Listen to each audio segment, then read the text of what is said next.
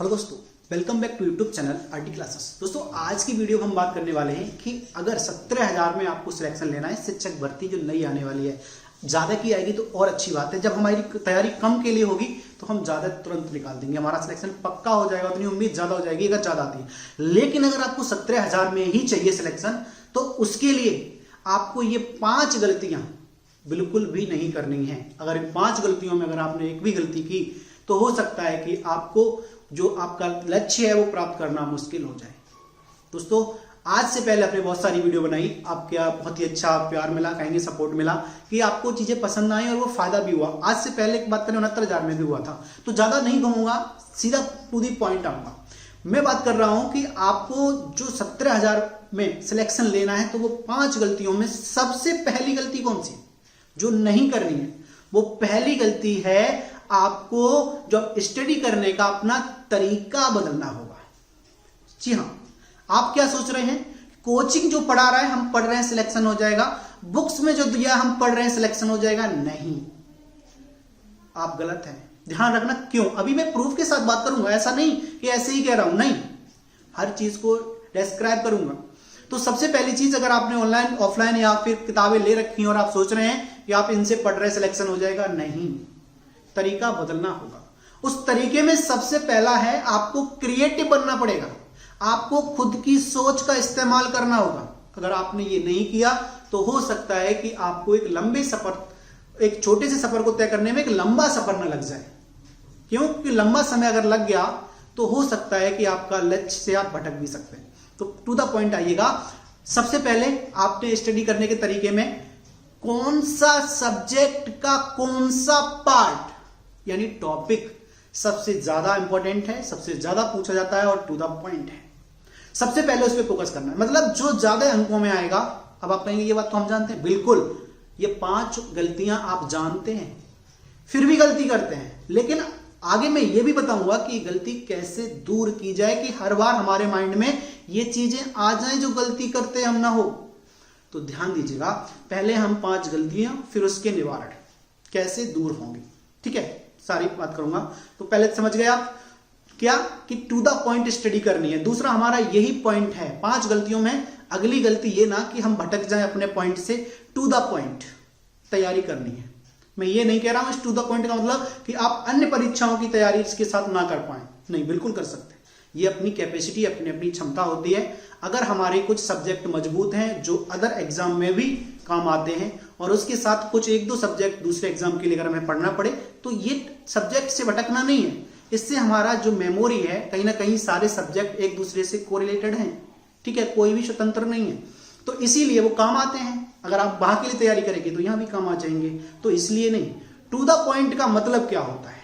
ठीक है, to the point का मतलब है हमारा जो लेवल है, एग्जाम में जो पूछा जाता है उससे तो हम पढ़ लिए, उसके अलावा हम इतनी अच्छी इच्छाएं रखते हैं कि हम और ऊपर जाना चाह रहे हैं क्योंकि हमें बहुत आगे तक पढ़ना है उसका लेवल, लेकिन वो एग्जाम में नहीं आता। तो बाकी चीजें जो हमारी मेमोरी है ना वो कलेक्ट नहीं कर पाएगी, क्योंकि पहले वो पढ़ो जो आता है।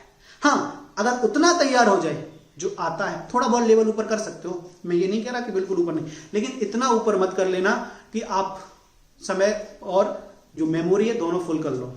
ठीक है, तो ध्यान देना, सबसे पहला हमारा पॉइंट था कि आपको स्टडी करने का तरीका अपना, और ये सारे पॉइंटों को मैं बाद में अगली वीडियो में, अगर आप कमेंट करिएगा तो मैं अगली वीडियो में आपको ये जरूर बता दूंगा कि इन सब टॉपिकों का सार क्या है, विस्तार, क्योंकि यहां पर हम सिर्फ वो 5 पॉइंट बताने वाले हैं, 5 गलतियां बताने वाले हैं। ठीक है, तो दूसरा to the point. To the point का मतलब समझ गए कि जो आता है, जैसा आता है उसी लेवल तक का हमें तैयारी करना है, इधर उधर भटकना नहीं है। तीसरा सबसे इंपॉर्टेंट, टाइम टेबल विशेषली। और टाइम टेबल कैसा होगा?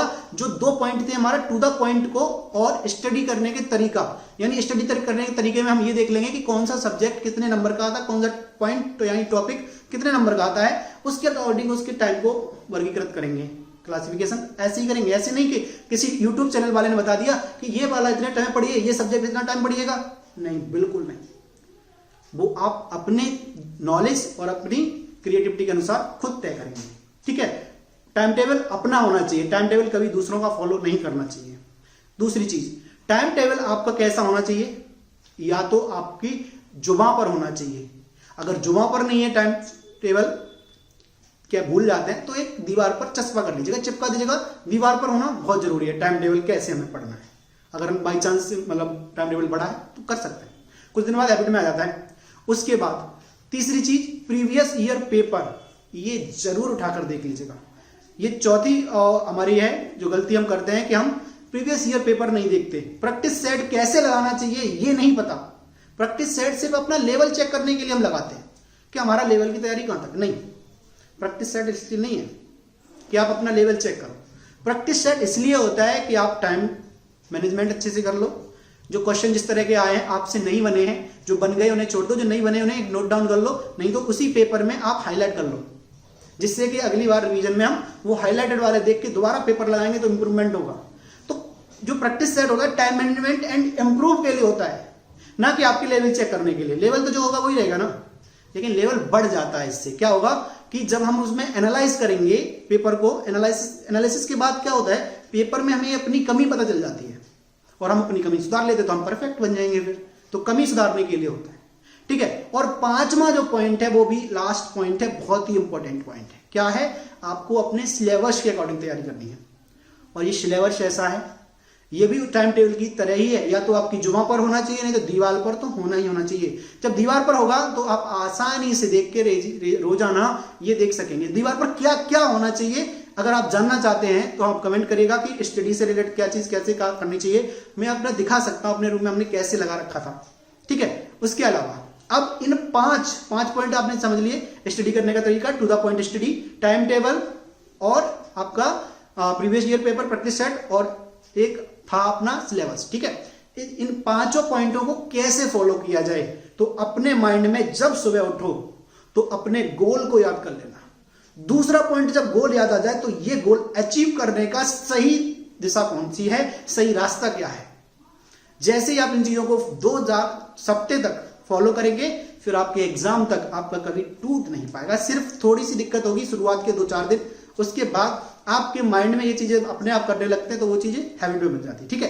दोस्तों अगर वीडियो पसंद आया करे तो लाइक से जरूर करिएगा। और आपके लिए हमने एक लिंक दिया हुआ है, जो लिंक आपका है ग्रुप का, जिसमें नई शिक्षक भर्ती के सभी अभ्यर्थी जुड़े हुए हैं। आप भी इस लिंक से जुड़ सकते हैं और कोई डाउट है तो कमेंट करके पूछ सकते हैं। चलिए अब मिलेंगे नेक्स्ट वीडियो में। Thank you.